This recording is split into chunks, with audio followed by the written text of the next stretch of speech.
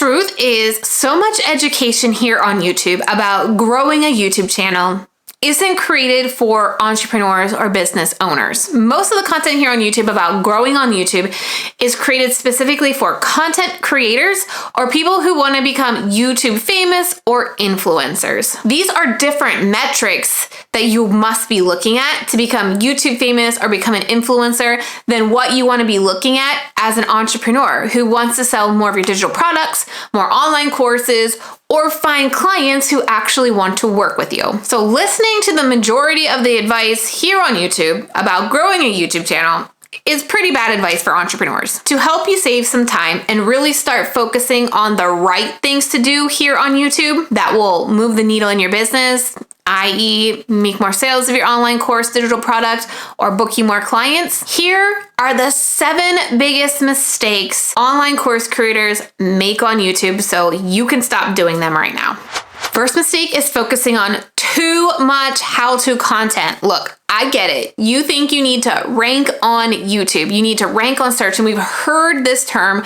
for so long on YouTube. The problem is the way the algorithm has changed. We know how advanced AI has got. Search results per individual person here on YouTube are completely different. You see, what YouTube tries to do in the search is basically find the best content for that person based on their previous viewing behavior. So for example, if my kid was watching a bunch of videos on how to draw a cat, right? And then the next day she types in how to draw a beagle.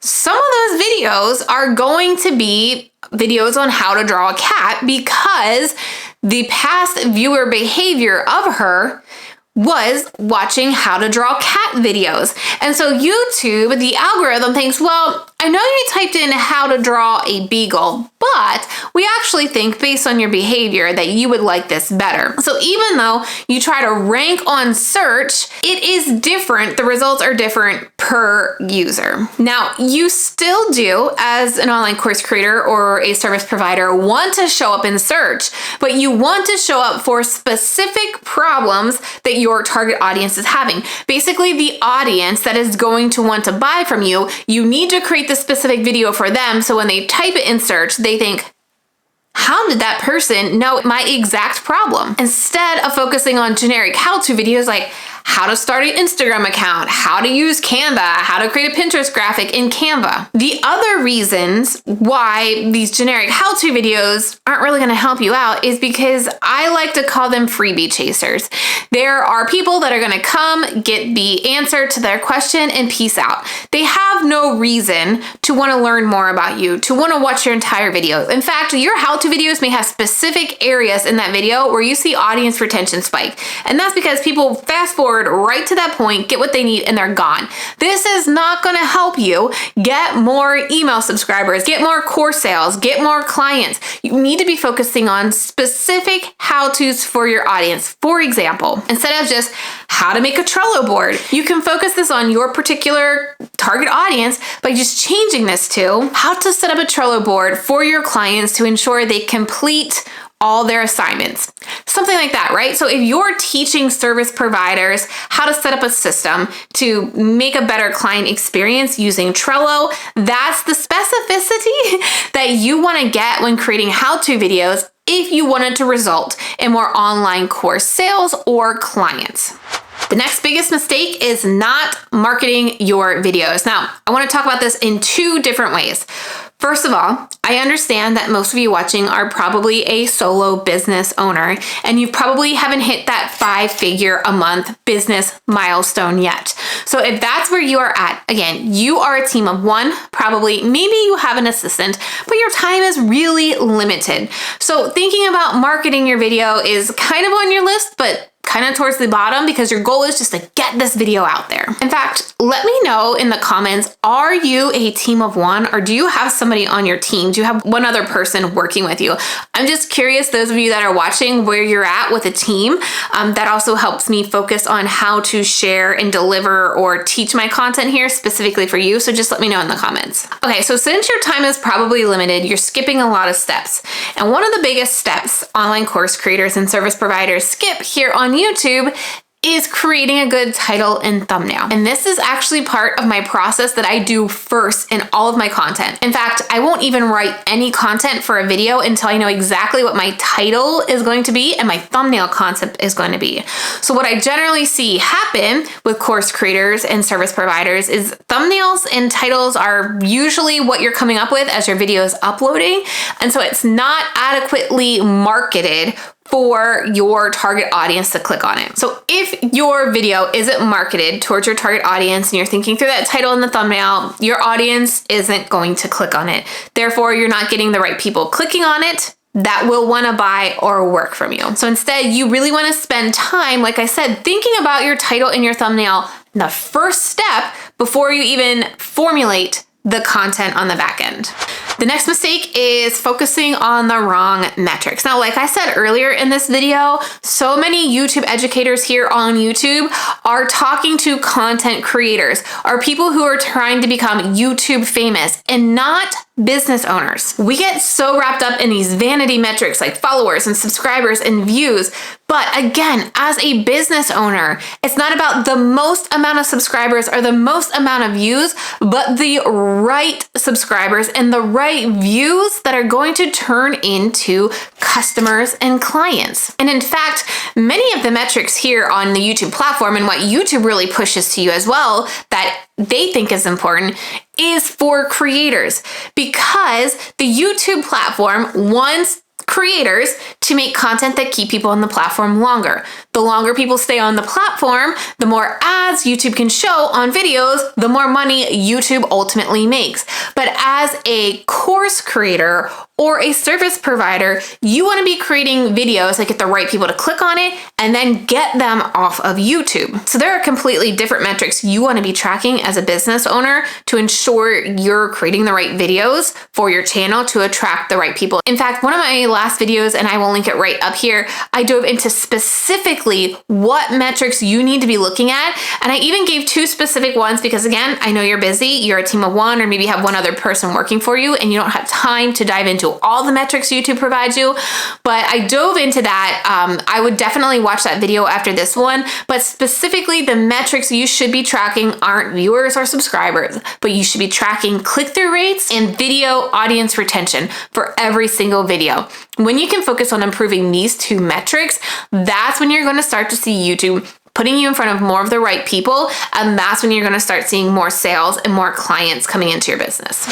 The next mistake that I see course creators and service providers doing here on YouTube is spending time on all the wrong things. And again, I know you're short on time. I know you don't have a lot of extra time to do everything that you want to do on YouTube, but I'm telling you, there are certain things that are going to be more worth the squeeze, so to speak, than others. So one of the things you're totally wasting your time on, it's not going to do much in moving the needle in your YouTube channel success, is finding the fancy equipment or buying the fancy equipment, obsessing over what your background looks like and getting the best backgrounds, and also worrying about your editing and making it all fancy and having these transitions and all this extra stuff. Listen, those aren't the things that are going to grow your channel substantially, that will result in more clients and sales in your business. Where you should be focusing your time is understanding your target audience, doing the research, interviewing them to understand what are their pain points that they are having. People who have bought your course, why have they bought your course? What specific topic were you speaking about or they heard you speak about that caused them to buy or want to work with you? When you can spend the time on that and know you're creating content based on what caused people to buy, doesn't matter what your background is, doesn't matter if you're using your phone or a fancy video camera, that's what's going to make a difference with your content, in the fact that that's the content that's going to get in front of the right people, that's going to make you more sales. The next big mistake, and I'm guilty of this for a long time, is not asking people to take an action. Like I said, I'm just as guilty as everybody else in assuming everybody knows what I have to offer and that they will buy when they are ready or when the timing is right. People don't retain or remember or hear every single thing that you say or that you tell them. So while it feels like you've talked about your offer, you've talked about your course, you've talked about your mastermind, people don't always remember or they don't hear everything that you say. So it is on you. It is your job as a business owner to constantly be reminding them of your offers, who it's for, and what that offer solves for that person. But I know if you're anything like me, you're like, well, I don't really want it to be salesy, Trena. Like, I'm not kind of like that salesy person. That is why YouTube is such an important platform to use the right way, because you can tie in your offers and what you do very seamlessly if you are using your content the right way. I do this in my videos when I'm sharing a story or I'm sharing why this particularly works, because this particular client did XYZ and it's because she used this process in my program. And if you're interested in it, here's how you can apply, right? It's not like you need this program right now or you will fail, right? I tie it into the education and the storytelling pieces that I do in my content, because so many of my audience wants to hear examples of how this worked. And so those examples really lead into great ways to talk about the results my particular programs got. This will actually make your viewers respect you more and get more action takers from your videos. But you need to have this baked into your content. And then there's one thing here too that most people don't do at the end of every single video is have a call to action. They throw in way too many calls to action. So have you ever heard the person say, like, subscribe, and comment? No, like, absolutely not. You need meaningful calls to action if you want your viewer to take that action. And you don't want to be throwing a bunch of calls to action or they're not going to know what to take. So I recommend having one, maybe two specific calls to action and why they should take that action. So in one of my last videos, I said about how important audience retention is for videos. And I teach how to learn what to say in your videos and give you my script template inside of my offer going video for just $37. So that was my end of video call to action that really tied into the content I was talking about in my video. So again, it just flowed together naturally. It didn't sound sleazy, and it actually sounded like I was helping them out by providing this offer for just $37. This is another big mistake that I am guilty of as well, and even my clients that I work with inside of my YouTube production agency struggle with, and it is tracking results from your YouTube channel. Now, YouTube gives you a lot of data on the platform, but what happens after they leave the platform? That's the kind of tracking that I'm talking about, because you need to know if the content that you're creating, the time you're putting into YouTube is paying off, i.e. getting you sales or clients. And so one of the biggest pieces of teaching, or one of the biggest modules that we teach inside of my Mastermind 10K replay, is setting up your Google Analytics and getting your Google Analytics dashboard set up so we can see, based on the traffic coming from YouTube, are they converting? Because you may be getting traffic from Instagram, Facebook ads, YouTube, your website, but which content, which platform that they are coming from is actually converting the highest. So we know we get a lot of traffic from Instagram to my offer going video. But what we didn't realize until we got Google Analytics set up is while we have more traffic coming from Instagram, the conversion rate is about half of what the traffic coming from YouTube is. So we know that our traffic from YouTube converts double than what Instagram does. And this is what has led me to really prioritize YouTube and feel good about prioritizing YouTube, because I'm tracking the metrics that show me my time is best spent here. And I fully, wholeheartedly believe every single business owner that is creating content needs to have their Google Analytics set up. That's why I've paid to have a Google Analytics coach inside of my Mastermind 10K on replay. Another mistake online course creators and service providers make here on YouTube is they don't realize you could build a really awesome community here on YouTube. We look at YouTube so much as a search engine, but there are comments on every single video. And so many YouTube channels have blown up as massive brands. Think about Ryan's Toy Channel or Blogalotti's, Tone It Up, even Mr. Beast, right? They built a solid community here on YouTube. And while we think about, DMs and messaging and comments over on Instagram, we sometimes neglect that here on YouTube and neglect the opportunity to connect with our viewers and build that community here on YouTube. So things that you can do is use the community tab to get them involved in picking your next videos with polls, asking them questions, responding to them in every single video. Again, I am guilty of kind of neglecting that, but you can have some amazing conversations with your audience here on YouTube that will build that relationship and help you have that solid community here on YouTube.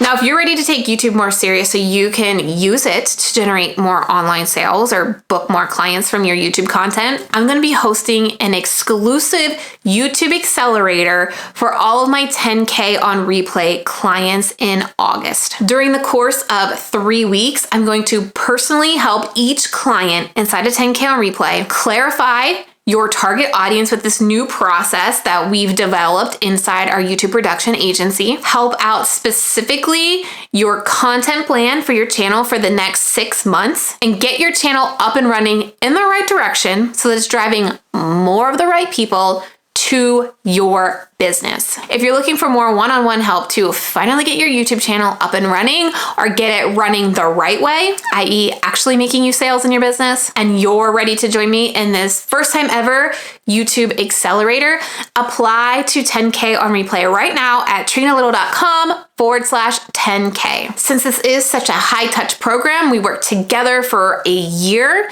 I do ask that everybody apply so we can get a sense of, are we all on the same page, and will this program be the right program for you based on where you're at in your business? I take a select amount of clients as well because I am so hands-on. I understand my client's business inside and out, so I can really provide them advice and steps forward that will get them the results that they want. Go ahead, fill out that application on trenalittle.com/apply, and we'll be in contact. Then while you wait to hear back from us, I encourage you to watch this video next where I share with you 3 different ways you can get to 5-figure months even if you are a team of 1. It's a good one.